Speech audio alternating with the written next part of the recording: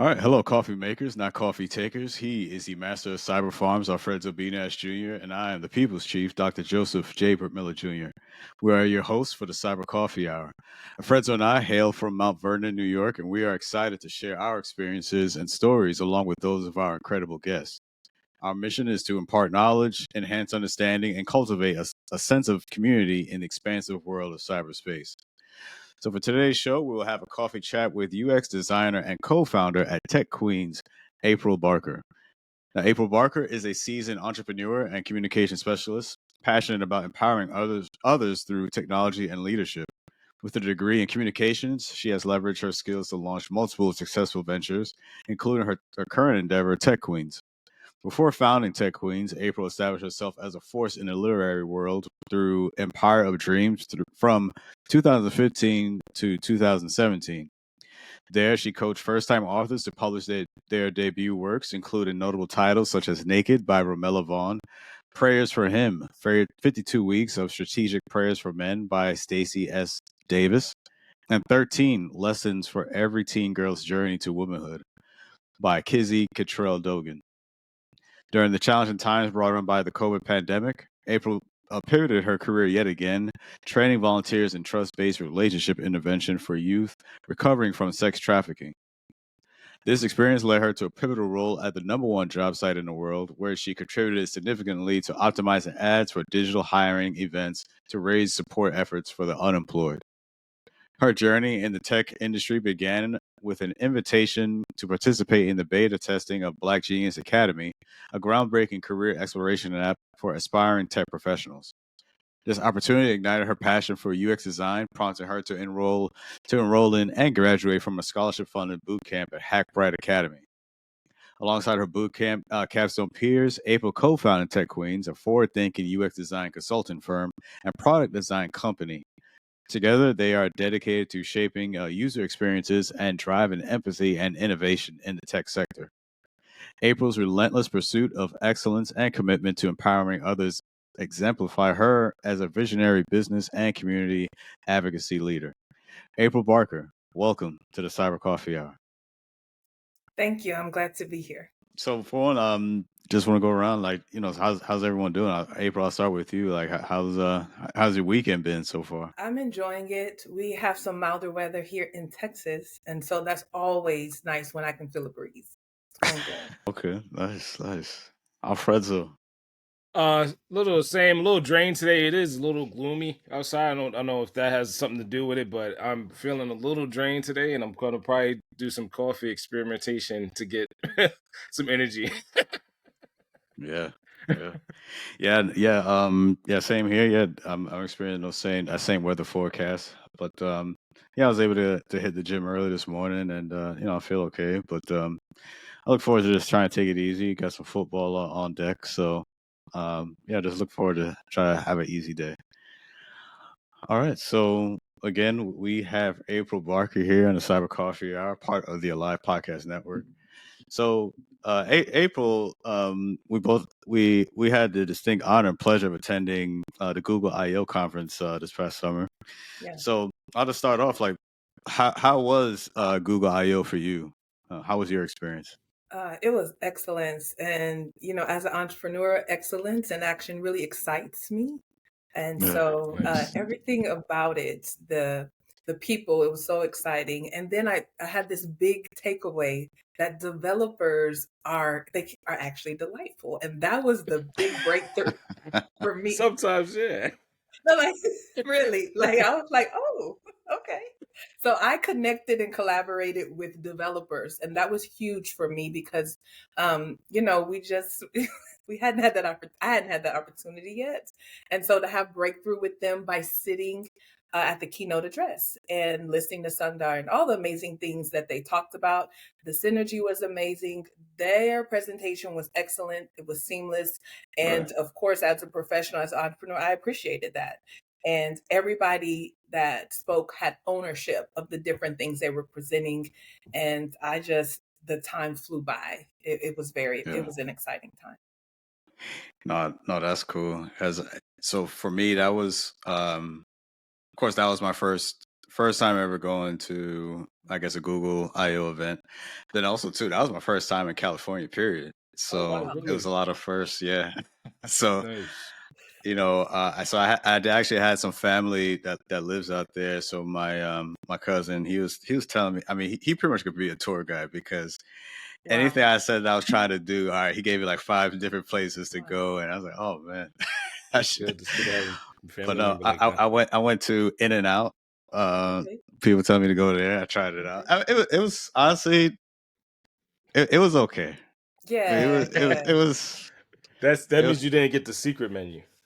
See, I learned about the secret menu after I already Right. went That would. there. So I don't know. So maybe if I had that, maybe it would have been better. I hadn't But no, heard about the secret menu, but I'm not a fan of the fries. I need a little bit Mm. yeah, the more. fries were blah. Yeah, I was trying to be nice. I was trying to be nice, but Oh, okay. yeah, the We're being fries nice. were Okay, I'm sorry. Sorry the about that. fries. The fries were. I'm Yeah. good on the fries. Mhm. So, but for April, you've had a diverse career path from coaching authors to founding a nonprofit Yeah. and running a tech company. So, how have your experiences in different industries shaped your approach to leadership and entrepreneurship?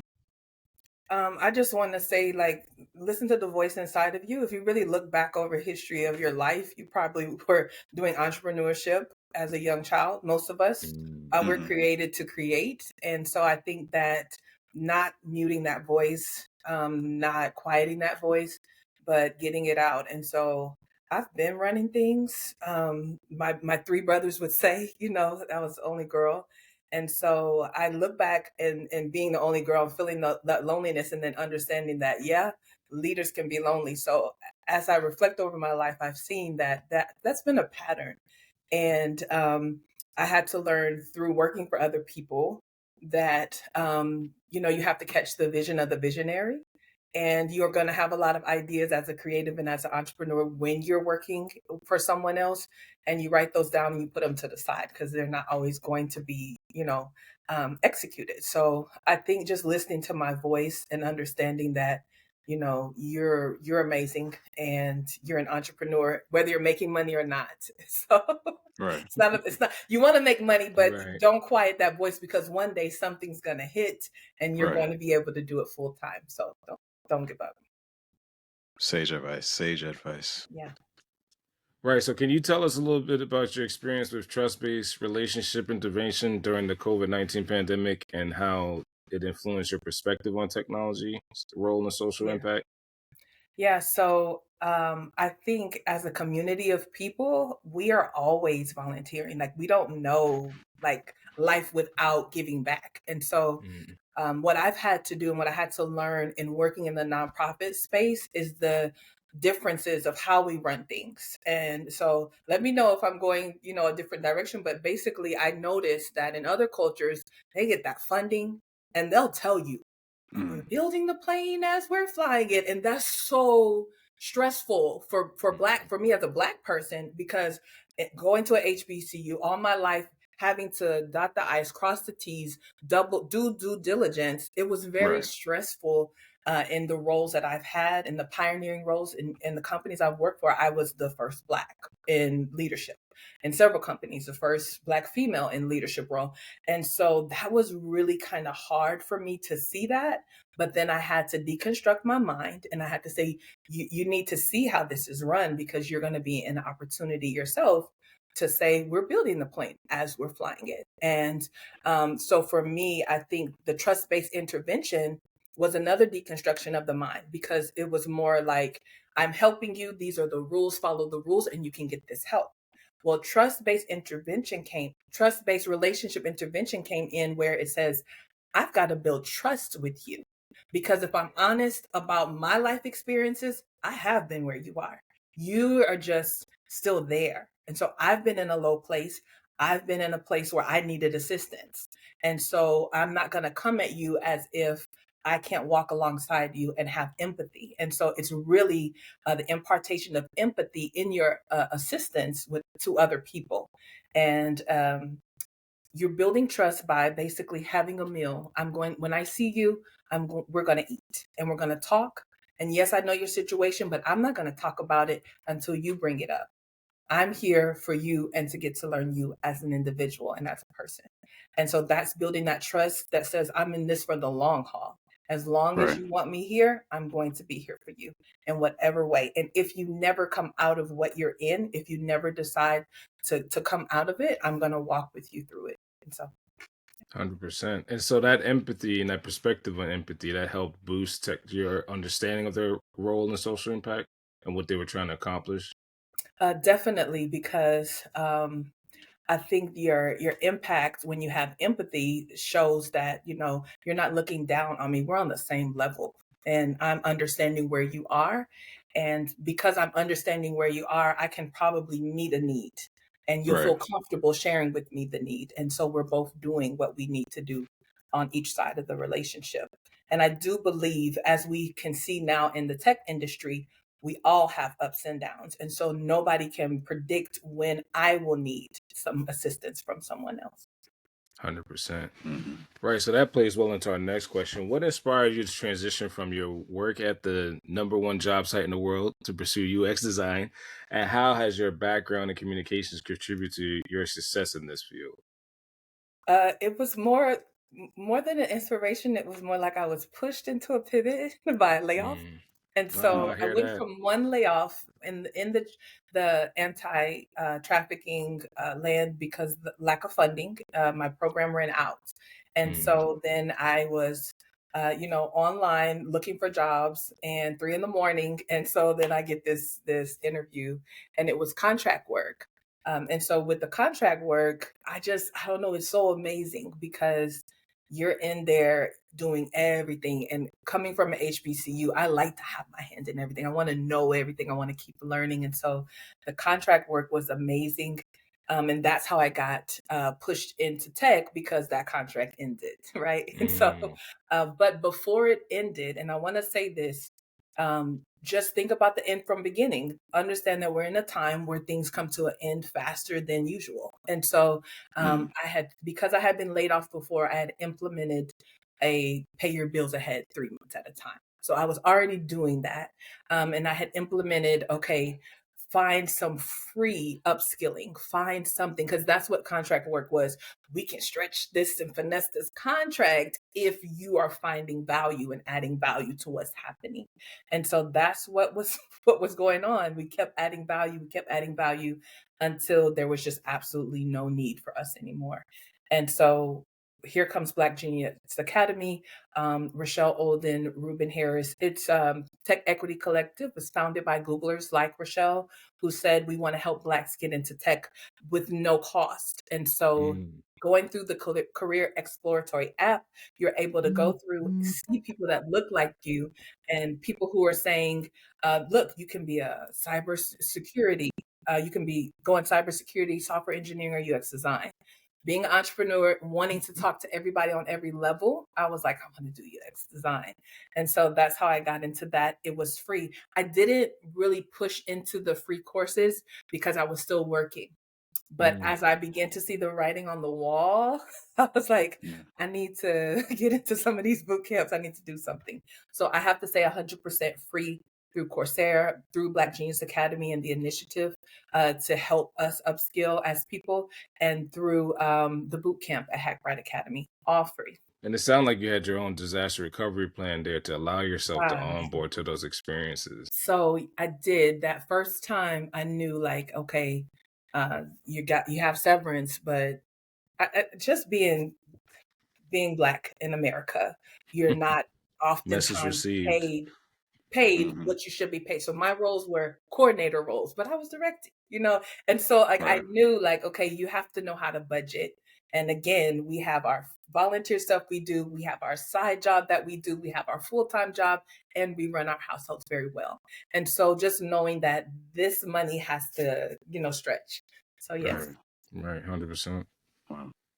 So as a co-founder of Tech Queenz, what unique challenges and opportunities do you see for women and underrepresented groups in the tech industry today? Let me run it back. So Tech Queenz was birthed out of the boot camp. It's so amazing if you're just open to learning. And what I want to say is when you're in opportunities, don't wait till the end to start warming up and talking and asking questions. Cause that's what Right. a lot of us did. And it was like, man, all these people are dope. And I've been over here not wanting to ask questions because I want to act like I know. I'm talking for me. Like, I don't want to be the one who doesn't know. And it's like, no, y'all all don't know. This is a learning opportunity, right? Right. And so for me, at the end, it was like, do you want to partner with me? So we got together, and the bond was formed in a, I'm sleeping today. Like we're in the evenings working. And so then we started bonding in the fact of, I almost quit last week because, just the empathy and the humanity of this is really hard. And so Right. we each had an idea, and we pitched the idea for an app for women on the verge of burnout. Because oftentimes we just coast, we just keep going. We're like, what does it mean not to be burned out? I really don't know. And so we started developing that.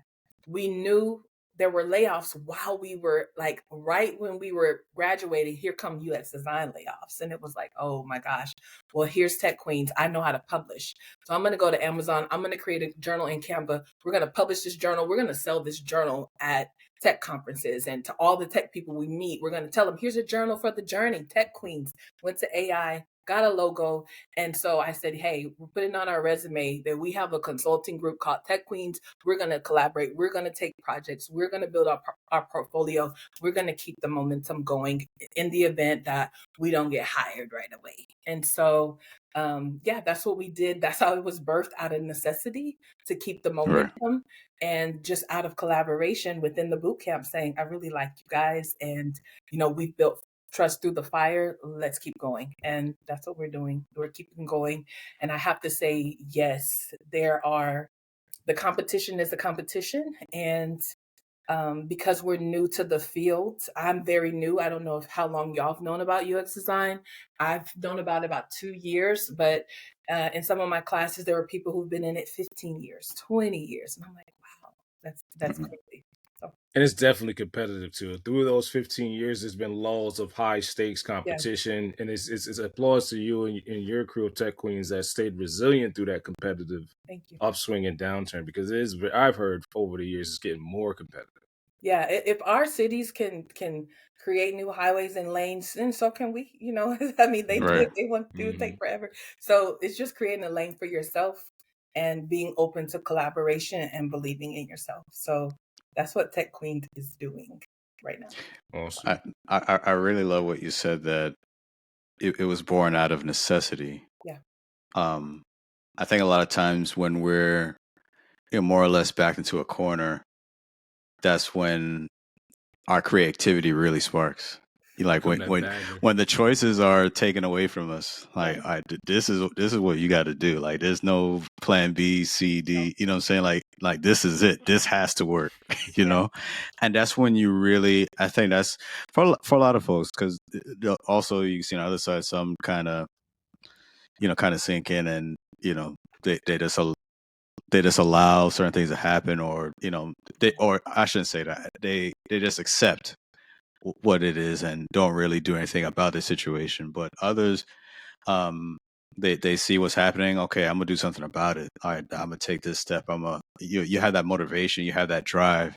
And no, I really applaud that, because I know for myself, I believe I've been in that situation numerous times. So where when you have those choices removed from you, and like this is what you got to do, what I'm saying? So no, I really love that. I love to hear that, and I think especially for our listeners out there, if you're in similar situations and you kind of backed into that proverbial corner, yeah, look at that as opportunity to, all right, this is the time to get it done. This is what it is. So no, I just wanted to point that out, 'cause I thought that was very profound. 100%. I think what I heard too from April is you got to allow yourself to become built different, right? So under the gun, under the pressure, you got to allow yourself to learn how to build that resilience out and get through the adversity, because it is what it is, right? It is that adversity that it sounds like you were going through and also preparing for, and allowing yourself to accept being built different under the gun. And now it's all stakes in, and I have to run these routes. So I applaud that. And that's for our listeners too. You have to accept being becoming that, individual that's built different to learn how to be resilient and endure some of these circumstances that's coming your way. Yeah. Right. I think So it's I was gonna say just not partnering with defeat, because you're gonna partner with I something. like that. So you gotta yeah. partner, with those who are saying, I'm going forward, and humbling yourself. So somebody trying to Right. humble you, you can't. I'm already low. I'm looking up, I'm going up, you can't stop me. Right. 100%. So April, so looking back at your journey from Empire of Dreams to Tech Queenz, like what advice would you give to aspiring entrepreneurs who want to make a positive impact through technology and innovation? This is like, I'm living this. You've got to elevate everything, Right. because you can't help the people around you if you're giving from a negative.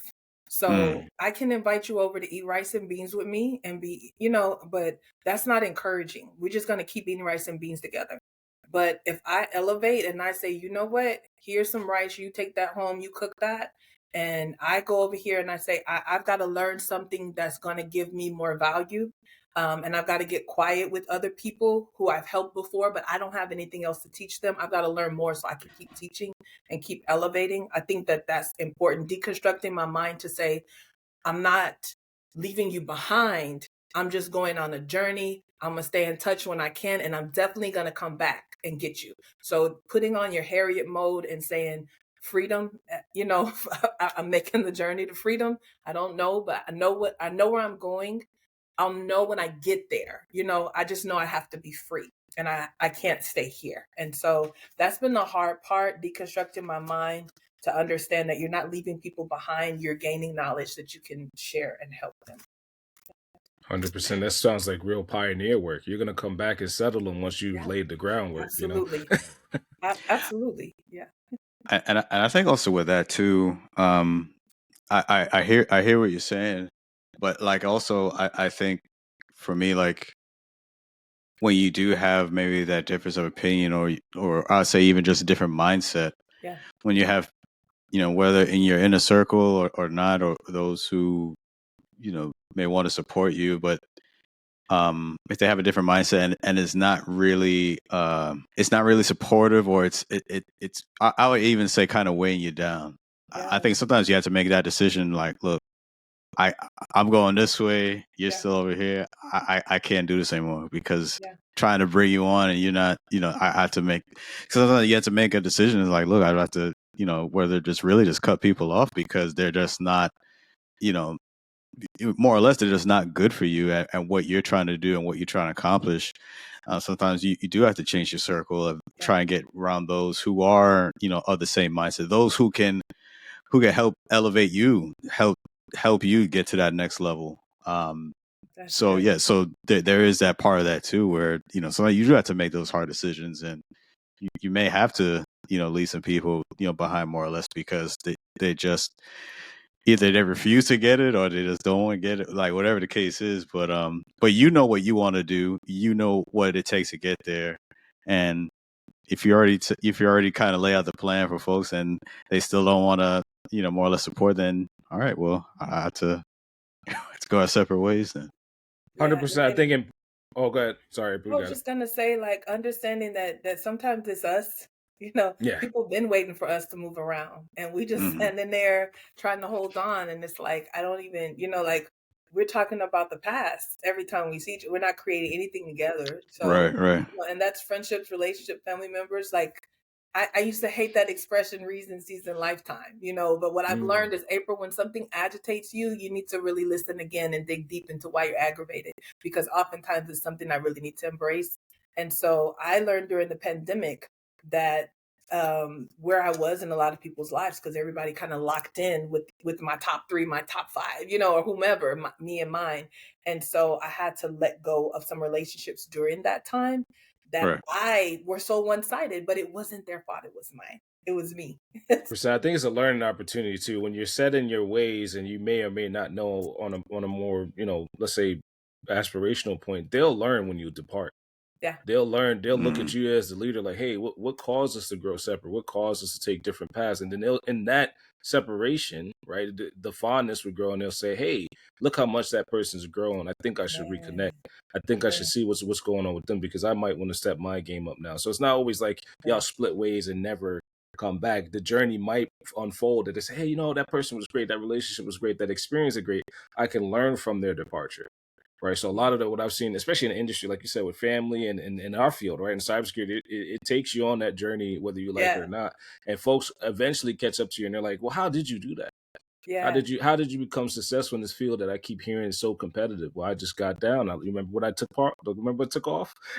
Remember when I left this part of town. So a lot of times it has that. We don't recognize it because we're, like you said, we're full steam ahead. We're dealing with burnout and we're dealing with pioneering. We're dealing with like a lot of the obstacles in the way. But the folks that you've left will notice it, and they'll become curious. They're like, "How did you do that?" And that's when you come back and like, look, this is a coaching opportunity. This is an opportunity that we could do it together. If you want to. As some people don't. Some people don't want to go through that journey, and you don't have to. But if you want to reach back and understand the mentee of mentors or mentorship type opportunity, there it is. It was given to you. Yeah. So yeah, we have April Barker here on the Cyber Coffee Hour, part of the Alive Podcast Network. So we're going to shift gears a bit. Let's learn a little bit more about April. Maybe get a little more, fun side of things as well. So April, what do you feel in your opinion? Like, what are the most significant emergent threats in cybersecurity today, and how should organizations prepare for them? Cybersecurity. I would say, let's see. Stop being fearful. Get ready. Sometimes we're having these discussions that are wasting time. And I think that you need to, too many people are laying off. We need to hire more. And let's see. I'm not an expert on cybersecurity, but I would say everything is moving quickly. And for what I'm seeing, the certifications never stop. When there is a breach, there's a little bit more responsibility in terms of letting people know. But I think it's important for the individual to take precautions in advance, because out of every company that's saying this happened, there's probably, I don't know, I don't have the numbers, but there's so many that aren't letting you know. And so if you have the capacity to learn, do that. I don't, not yet. I haven't been pushed there. So I'm not a cybersecurity expert, but don't be scared. Know that you will be breached. It's going to happen, and don't be shocked. This is it's a part of tech, and it's going to happen. So that's the little bit of what I could say about cybersecurity. And when I went into the career exploratory app, one of the things that I was like, I won't go that way, is they said, when there's a breach, you're locked in for days, you're locked in for, however long it takes for you to secure it. And so I was like, oh no, like that's your life. And so it may seem like there are some boring days, but trust me, the days that you're on. So and thank you for that. And so part of that too, like when we're talking about, of course, cyber, but we also saw, as I mentioned, kind of going back to Google I/O, we saw this past summer, we saw a very big mixed bag of experiences, backgrounds. So just want to touch on that a bit.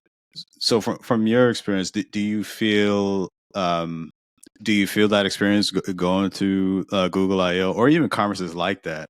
Do you think those type of things are productive or conducive to a successful career, especially for you, for what you're doing? Yes. Do you think those type of conferences, meetups, what have you, the networking opportunities that come with that, do you think those are important for someone like an entrepreneur, those who are trying to get started with their own companies? I'm going to say 1000% yes, because as a UX designer, when you're looking at what is user-centered, we know that the mindset of engineers or maybe developers is more black and white. So we need the splashes of color to understand the rest of the world outside of being behind the screen. And so one of the things when I said developers are delightful is that I got a compliment from a developer when I was talking about a usability study, and they were like, man, just the fact that y'all ask those types of questions and you think that stuff through and you're talking to the people, and they said, if it was me, it'd say name, date, and email address. Like, that's it. That's all I need to know. I just need to know the basics. I don't care about. And so it was funny to get props from somebody who I'm looking at, and I'm like, I can probably only talk to you for like maybe 30 minutes if you're going into what you're talking about. And so I love that they appreciated my work. I appreciated their work. And as we're going into the integration of AI into every company, I think that it's important to respect each person's role, and we're doing more sprints. And so the sprint Right. is when you're saying like, okay, so the sprint, we're doing more sprints. And so it's important to understand what they need and to understand that they only need what they need. In the Right. picture, they want to know what's going on. They need the document, but they also just need to know what you need from them, and knowing how to speak to them outside of our little conversations and our networking. But when it gets time to work, this is not, they don't have bad personalities. They're not being rude, but they're in their zone the same way you get in yours. And so much respect was built at that event for me. Awesome. I agree with Awesome. you 100,000%, April. Like, you actually see that empathy you talked about earlier Yeah. at the conference, and you get to Yeah. see the interest in your craft. Yeah. I mean, so much like you just said, having a bunch of badges and saying I went there wasn't enough. You get to No. see the industry show up and actually take a little bit of pride in their craft, and meeting, Yeah. everyone that they use as a vendor, Google included, but also other Yeah. conferences, how much they like to be there.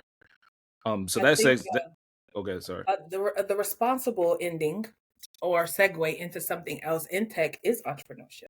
That is Oh, what really nice. turned me on to saying I I could like do that. this, is seeing some people in tech 2 years, 5 years, and then saying I have a podcast, or I have a business that I do training, I do, just manuals, I have a YouTube channel. And so that's what really excited me to say, I can do this. And again, I can go back. I know more than someone else now because I've learned more, and I can teach, all about teaching, teaching someone else.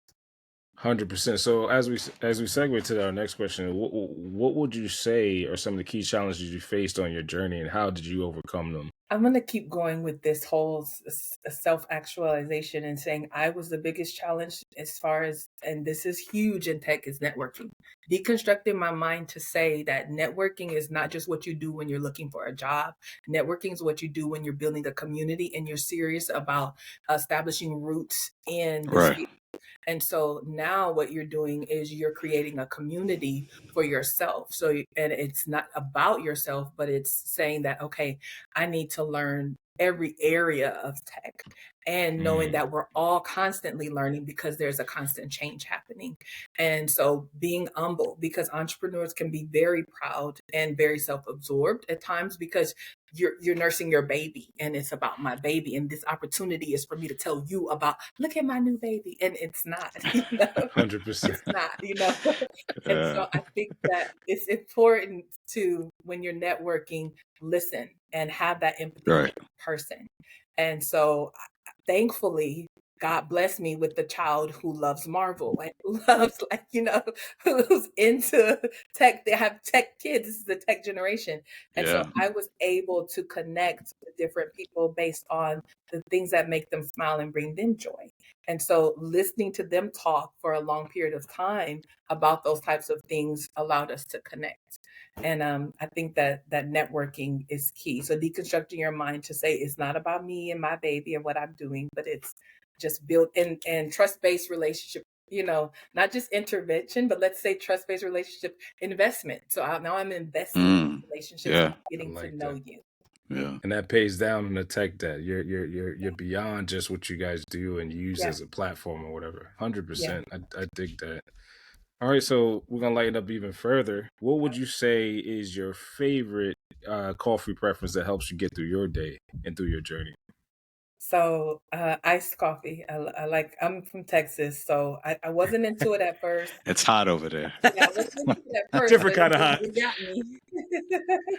So iced coffee with the extra shot of espresso. Oh, nice. And is Yeah. there any particular, like, you just in all around? That's the mix, right? No Starbucks, Dunkin', just wherever you can get Okay, that. so I'm I'm an entrepreneur, so I'm gonna rock with the entrepreneurs. So I need to go in there Nice. and I Yeah. need to go to the small There you go. business. Mm-hmm. I There you need to go. go in there Mm-hmm. and I need to see your fiddle leaf fig tree. I need to hear what we're rocking with on the music today. I want to sit on an old dusty couch. I need that. So when I'm Nice. drinking coffee. So DFW has so many different mom and pop coffee shops. And so Yeah. I could check out a new one. It seems like every week. And so, yeah, I love right now. I'm at, we have one called Right Rhino. I'm also going to the Firehouse Gastro Park. The coffee shop is open and I like the different blends. But I do have to say that these Black owned businesses like Dope Coffee, like just yet making it myself, because a part of my mental health being remote and hybrid the last 5 years is making the coffee run, is going to the environment and chatting it up a little bit at 7 in the morning. Coffee shops should be open when the sun rises, I believe. And so just going early in the morning, Yeah. grabbing my cup, riding out, making my ride, and then coming back and getting down to work. That's important to me. You just can't do that in these other spots. Yeah. 100%. 100%. Yeah, that's no, I'm there with you. My preference is always more the mop and pop, the black owned, of course, if available. But yeah, I love those. It feels more cozy. It feels more warm in those those mom and pop no, coffee shops. Um, And don't it have does one of those stamps where like I get a free drink after so long. Like I'm coming here. They right. Yeah, and they gamify it 100%. I love Yeah, the Yeah. gamification of it as well. yeah, no, Now for I'm sure. venturing on the other side too with again the gamification. So I'll look at certain brands in the store and see if they have an app or point system now. That's That's cool. my kind of new thing. And then now I'm actually kind of curious about this mushroom coffee trend, like we were saying in the pre-show. I'm kind of looking at my area and see who owns which shops and which mix of mushrooms they have, because I'm a little leery with Last of Us as a gamer. I'm like, I don't know if I want mushrooms in my coffee, Yeah. But I'm hearing the He's rise of it. smart. Yeah. Rise is one of them. I kind of stayed away from that. So I looked at my backyard and found somebody called Good Time. And so I feel comfortable with Good Time. I don't know who owns it, but I'm kind of like reconning, like you said, in my daily Okay. route. If I'm out there, if I see their shop, I'll pick something up, or if I see it at a farm, I'll pick it up. And I got one in my cupboard now that I'm kind of gonna try out. Yeah. Yeah. I don't know. So I listened to another podcast and I heard that's I don't know if it's both of you. Y'all don't like all the foolishness. I Yeah, Oh, don't that's know. that's that that's And I his that'll be line. felt me. That's his line. Yeah. No foolishness in my coffee. No sugar, no cream. Keep it away. yeah, I'm with the Yeah. foolishness. I'm with the Mhm. Oh, I'm with the foolishness for sure. yeah. But I need a coffee maker to make my coffee because I need you to understand that Coffee this is not makers. chocolate milk. This is not coffee milk. I might need a splash or a dash. But I Yeah. definitely I like the espresso. I want to get now. My goal in life is to get to the little teacup, the little shot cup, and I'm just Pure like, shot yeah, espresso. Yeah, no espresso shot. Yeah. I'm on my way. I'm on my way. Right. Uh, Ascending to coffee I'm greatness. ascending. Yeah, that's that's what's another up. coffee shop here. It's called Ascend. Oh, really? So, Oh, I gotta look that up now. okay. So Nice. the other hack I'm trying to we got from our last guest, Carlton Brooks, thank you, is someone he was telling us that you have to try spring water opposed to the regular water. Now my That's what. brother has said that, and I was like, Yeah. because he's my brother, I'm like, man, you don't know what you're talking about, right? Come on now. Now it's kind of like the double hit, like, oh, sorry, bro, you're right. There is something about trying the spring water, and to your point, I am gonna dust off this espresso machine I've had for about 2 years and use the spring water in it as the Yeah. first trial by fire, Okay. because you're right. I never knew it was these little hacks to make the greatest espresso ever, And that's the journey. I think that's just the journey with that coffee is just growing with it and letting it hit you like it needs Mm. to hit 100%. you, do what it needs to do. It's I love it. It's my friend. Yeah. So April, I know you mentioned about Marvel, getting a little bit into the comic area. So if you could, you know, could have any superpower to help you in cybersecurity, or even specifically within UX design, what would it be and why? This is good. Translation. I would say translation for sure. I need to be in spaces where nobody knows how I got there. but I'm there.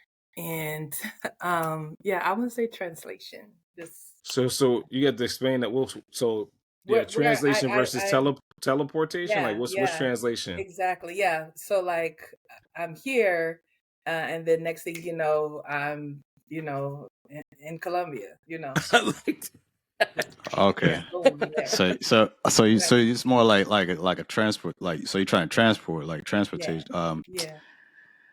I have to Um call my son and say, what, who is that? Who does it and what is it? who Alfredo, help me out. Do you remember I'm slipping the name the too. It's in the X-Men series. I'm I, gonna I was probably gonna get say knocked. I know it's a I'm teleport, thinking but he's different X-Men. too, right? It's He different, always could appear and reappear wherever. He's right? like he looked like a I little mean, if I demon. if I I had forget to what it's pick called. like from I would say fly because, of course, the cloud is the limit now, not the sky. In tech, you have to say the clouds. Mm. And you're right. I like how you cleared it up because teleportation is like you don't know where you're gonna land. Translation is like boom, I'm right Right. here I at this need to go where I specific. need to go, I and I got like that. something I need to do when I'm there. Yeah, I I like don't that. know who does that, but to me, that's the superpower that I've always wanted. Besides flying, I'm not gonna lie. I've Yeah, always wanted to fly. That's a fact. I like Superman. That's DC, which yeah, I'm a Marvel person, so I'm like, DC is where Gogo started. But I do like yeah, Superman. So, yeah. I like Superman. I think, the flying thing is real. So I love that. I love that Being a aspect. fly. Awesome. And lastly, are there any hobbies, interests, or recreational activities that you enjoy outside of work? I like singing. I've always sang. I grew up in an era where if you're at church, you're a kid, you're in the choir. If you go to school, they have a choir, you're in the choir. Like you do everything that they're affording you to do. You take that opportunity. And I've Right. carried that with me into tech. So I like singing. I love reading. So I think in order to be a excellent and a good writer, you have to be a reader. You have to be a reader. So, Right. yeah. Well, Yeah. that's awesome. And what are maybe some books you have, like, that's on like your reading list right now? How much time do we have? Hit the So top my five. Hit favorite. the top five on the to be Yeah. read Okay, list. look at me. Ooh. My favorite April's top Ryan 5 reading Tracy's list. Eat the Frog. Um, you I've know, heard I've heard that someone I else haven't. What is mentioned it? that. What is just that? Yeah, put it on audio. It eat the says, frog. Eat the yeah, frog. eat. I've heard that before. Get your Hmm. list. Do the thing you don't want to do first. Straight up, do it and do it till it's done. And you might have a list of 10. You do that one thing and you do it. If you're working for someone or you're working with someone, you're saying, what is it that you need me to do to make your life easier? You're not over here focusing on what you want to do. You're not over here spending time on things that don't really matter. And the more Right. Nice. that you show that you want to assist those who are in leadership, then the more that they understand that you have that type of mindset and you can make things happen. And I think that's important even when collaborating. If I'm collaborating with someone, now I'm coming up under their vision and then I'm going to help them get that thing done, because the more that I do that, then the more that my stuff gets done, because Mm. somebody's going to say, what are you working on? Eventually that's that networking. And so Eat the Frog. I've just listened to Tony Dungy's The Quiet Strength. I'm not an audiobook girl. I'm really not, but I am, Yeah. because I have to be because Right. Yeah. On the you're doing go. so much. But I had to revisit that because just the title, I was talking about it and it reminded me. And I feel like when you have these little things that come up, it's saying, go look at that, go revisit this. So I revisited that and it was so timely, so humble. He was a nice guy, and they would tell him, you really can't coach your team being nice to them. You can't coach your team, working this way. But he did, and being family friendly, and he did, and he's done excellent things, and his legacy is still ongoing. And Right. so we're talking about him now. And so I'd say that one. Let's see what else I have queued up. A book called That's Bold of You. And it just talks about being weird, embracing your weirdness, embracing the things that make you different Yeah. unapologetically. And Right. this is new, but we can do that too. And so just doing that and betting on yourself and your weirdness. So those are, I'd stop right there. Yeah. Okay. Very nice. Nice. Yeah, as I mentioned, I've heard the first one you mentioned. I've heard that before, or a recommendation. Not sure if on the show, but I may have seen it advertised before. But I heard that was a good Yeah. good book as well. So I'm glad to. I think that's probably this is my validation confirmation for me. All right, go ahead and put it in the cart. Right, and get right, it. same. So Now I've Anything, never heard Brian of that one Tracy. before. Anything. No excuses. Like he's old school. And old school Brian has a Tracy. place. If you're right, able to say I'm old school, but also adapt to the new school, you're gonna be at the top because there's the work ethic like no other. And the no excuses, there may have been some type of lack of empathy there, but it built a strong foundation. And so I'm with it. Yeah. No that's excuses. awesome. Awesome. Well, April, we had an amazing time with you here on the Cyber Coffee Hour. And before we close out, if you wanted to share a few words with our listeners before we head out. Yeah, again, I want to go back to just excellence excites. So be excellent. Don't assimilate to mediocrity. Even if people aren't listening to your ideas, write them down because once you're uncapped and they flow, they're for a certain time in your life. So keep Mm, your journal, keep you a Tech Queenz journal and keep your ideas in that journal. Journal the journey. And when you're walking in excellence, understand that there are other people who are excellent and they'll applaud what you're doing. If you're getting things done, there's no competition, there's only collaboration. So you want to be around people who Yes. look for ways to collaborate. And so right. just be excellent and yeah, be ready to be alone. Like I said, write it out, write how you feel, be mindful of your emotions, but don't let them rule you. So just maintain your excellence. Find it and Well maintain it. said. Yeah. Well I said. love I it. appreciate Love it. it. Thank you so much for that. Thank you again, April, and thank you to you, those listening and watching, for joining us for another episode of the Cyber Coffee Hour, part of the Alive Podcast Yes, sir. Network. If you enjoyed this episode, explore more engaging content in the Alive Podcast Network app.